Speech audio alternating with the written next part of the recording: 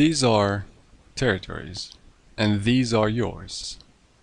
If you zoom in, you see each territory is showing some numbers which indicates how many troops are in there. For example, this territory has a total of 152 troops in it. Your goal is to attack your opponent's city, which is located in this territory, and capture with your troops. The way you move your troops is very simple.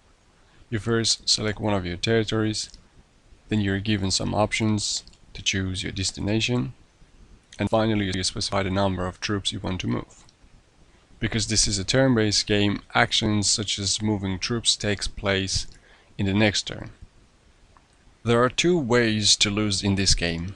Either your opponent captures your city, or your wealth becomes negative. This number shows your total wealth.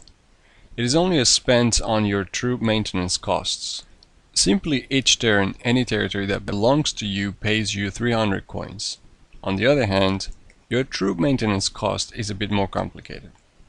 The cost of a troop is affected by the territory type. There are three types of territory: poor, average, and rich.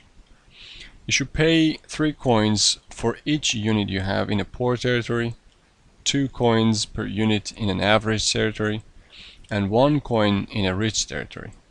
For instance, this is an average territory and you have a total of 150 units in it. So you should have 150 times 2, 300 coins to keep these troops for the next turn.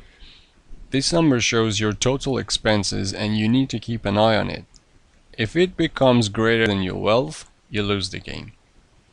You can recruit more troops or discard them only from your barracks. This is your barracks. You simply open up the option menu of the territory by holding your finger on it. Then choose recruit or discard option. And finally specify the number of troops. You only have one type of troop, but they can be in different mode, which makes them behave differently. There are 2 modes: marching and camping. To change the troops mode in a territory, you can open up the option menu of that territory, then choose one of the troop groups, and finally specify the number of troops. It takes 1 turn to change from marching to camping mode, but it takes 2 turns to do the opposite and change from camping to marching mode.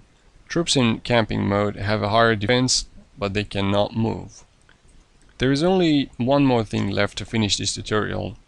Marching troops in barracks and city already have higher defense, but there is a limit for how many troops you can keep in your city, which is up to 300 units.